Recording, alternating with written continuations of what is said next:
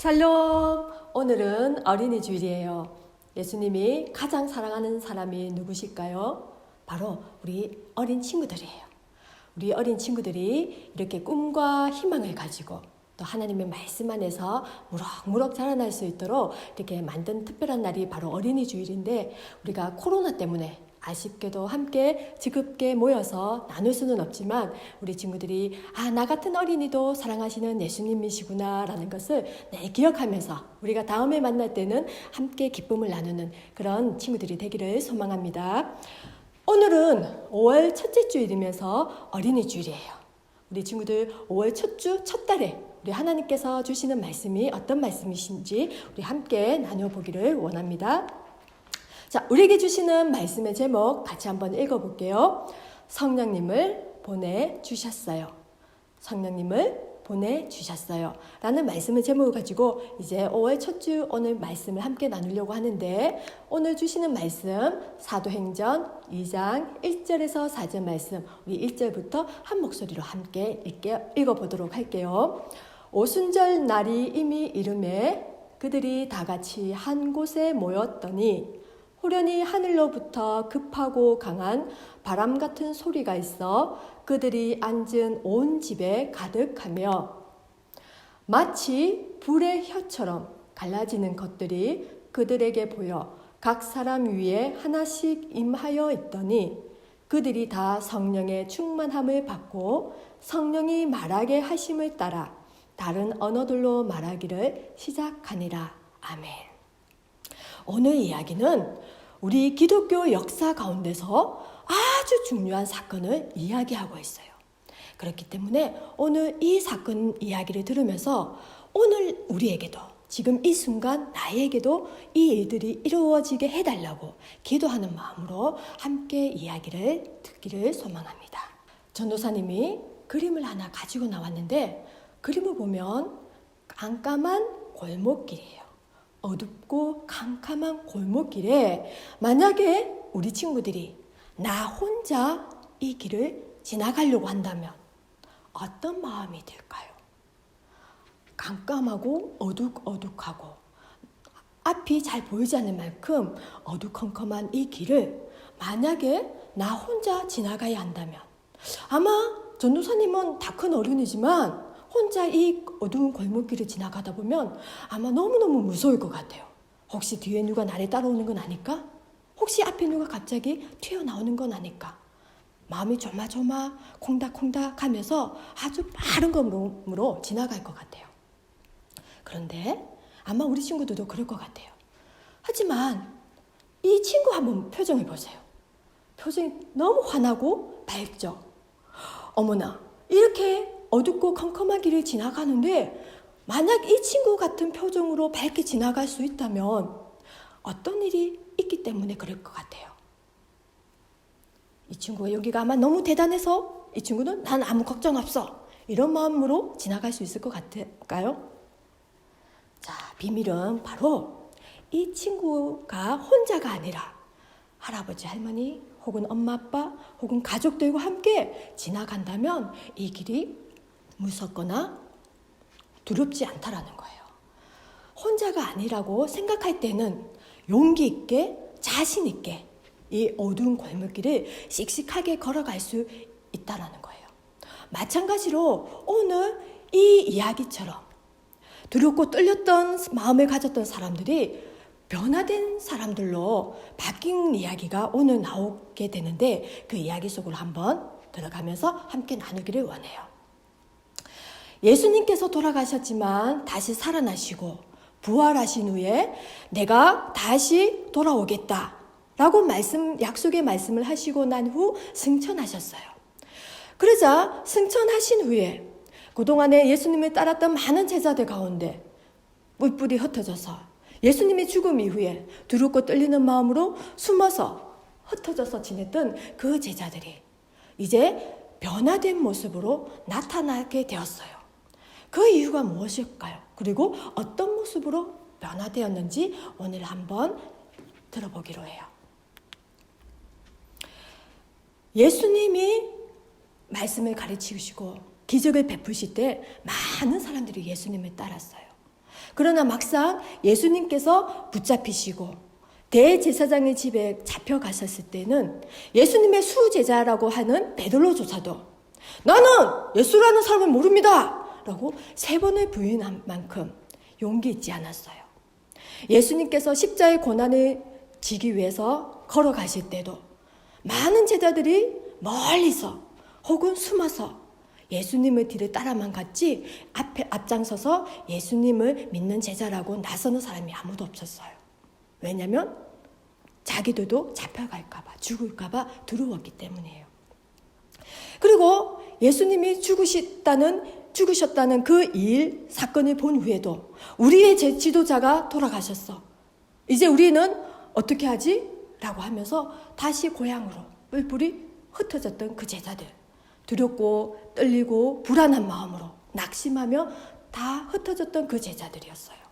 그랬는데 예수님께서 다시 살아나시고 부활하신 이후에 제자들에게 하신 말씀이 너희는 떠나지 말고 이 예루살렘에 모여서 내가 너희에게 약속하신 성령님, 하나님께서 보내주시겠다고 하신 그 보혜사 성령님을 기다리거라 라고 하신 그 말씀을 순종하기 위해서 제자들이 이제 예루살렘에 모였어요.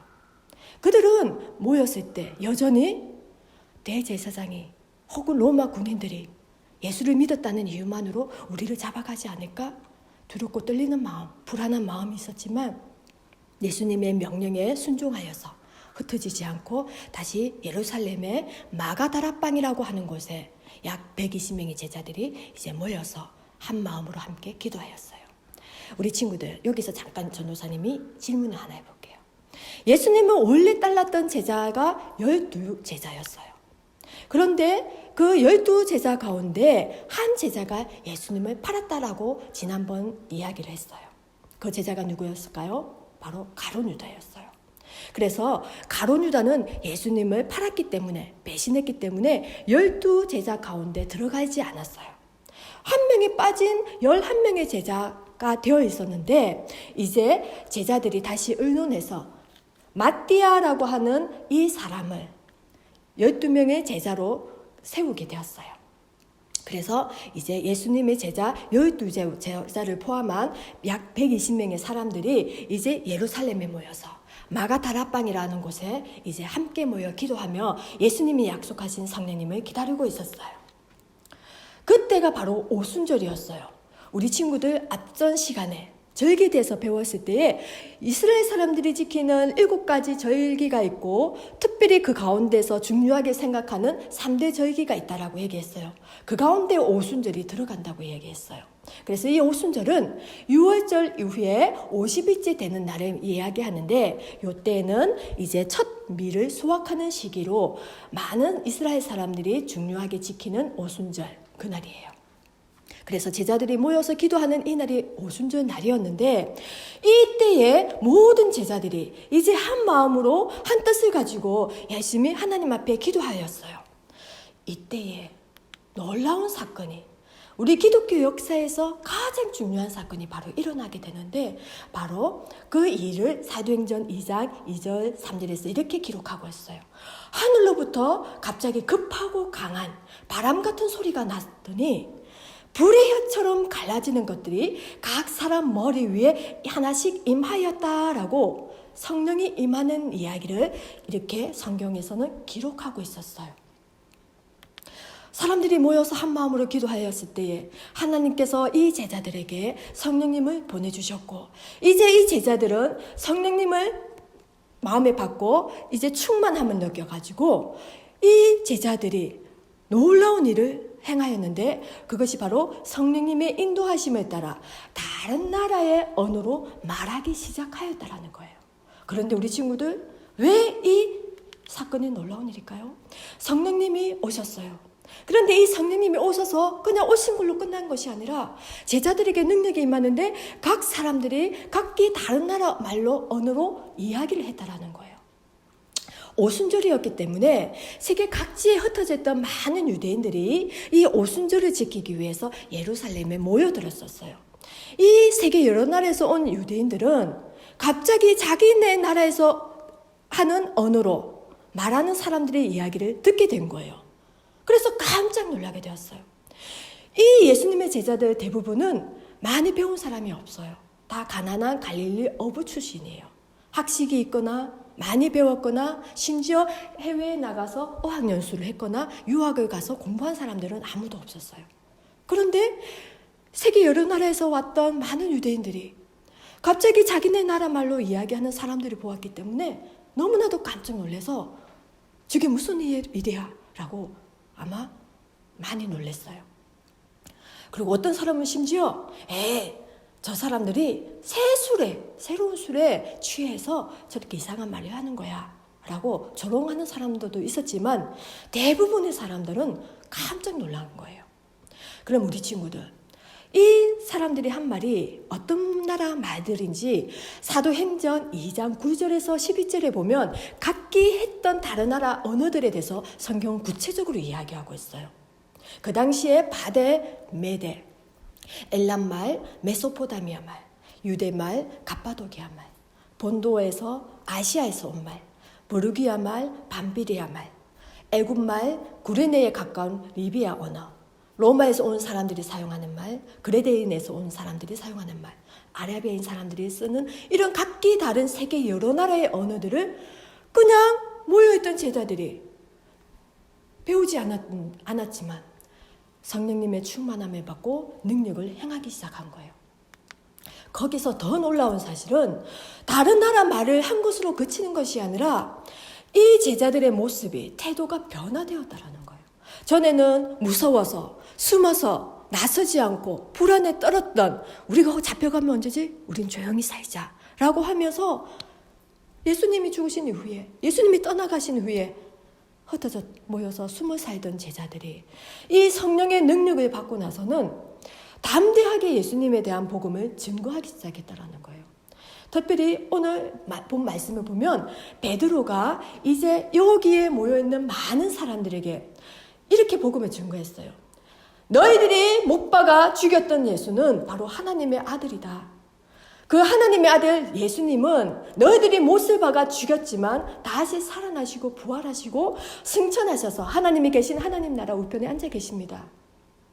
예수님을 믿지 않으면 영원한 생명을 얻을 수 없습니다. 예수님을 믿으십시오. 예수를 믿으라. 그러면 우리가 구원을 받고 영원한 생명을 선물로 받을 것이다.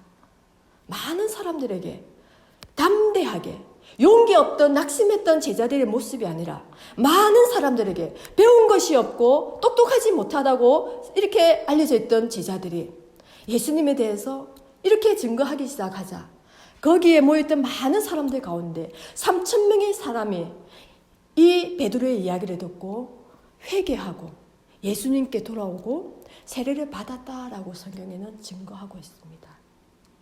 우리 사랑하는 친구들, 오늘 예수님이 보내주시겠다고 하신 이 성령님은 2000년 전에 제자들에게 잠시 왔다가 떠나가신 분이 아니라 오늘 지금 이 자리 이 순간 오늘 예배드리기를 위해서 모여있는 우리 동강의 모든 친구들이 하나님 앞에 간절한 마음으로 성령님을 사모하며 성령님 저와 함께 해주십시오 라고 기도하고 기대하고 있을 때 성령님이 우리와 함께 해주신다고 약속해 주셨어요. 예수님을 나의 하나님, 나의 주님, 나의 그리스도, 나의 구원자라고 고백하는 모든 사람들에게 나와 우리 친구들과 세상 모든 사람들 가운데 성령님은 함께 해주시겠다라고 약속해 주시고 성령님과 함께 예수 그리스도를 믿고 전하는 놀랍게 변화되는 우리의 모습들을 발견할 수가 있어요. 사랑하는 우리 동관의 모든 친구들, 오늘 이 자리에서 우리가 성령님을 사모하며 기다리고 기도하며 성령님이 어서 오십시오, 나와 함께 해주십시오 라고 고백할 때, 기도할 때 성령님이 베드로와 같이 제자들과 같이 우리를 담대하고 용기 있는 제자들로 변화시켜 줄 거라 믿습니다. 우리 동강의 모든 친구들이 그런 마음으로 이번 한 주간 어린이 주일 보내면서 또 다음에 만날 때는 더욱더 믿음 안에서 자라는 우리 그런 동강이 큰 친구들이 되기를 소망합니다. 함께 기도드리겠습니다. 사랑이 많으신 하나님 아버지, 오늘은 어린이 주일을 맞이하면서 우리를 사랑하시고 어린이를 사랑하시는 예수님, 그 예수님께서 이제 우리를 변화시켜 주시기 위해서 약속하신 성령님을 우리가 받기를 소망합니다. 우리 동강의 모든 친구들이 믿음 안에서 성령의 능력을 의지하여 담대하고 용기 있는 모습으로 변화되는 우리 모든 친구들이 되어서 예수님 안에서 복음을 증거하는 큰 믿음을 가진 친구들로 성장할 수 있도록 인도해 주세요. 코로나도 하나님 잘 극복할 수 있는 지혜를 주시고 안전하고 건강한 모습으로 다음에 만날 때까지 하나님 지켜주시고 보호해 주세요. 예수님의 이름으로 기도드립니다. 아멘.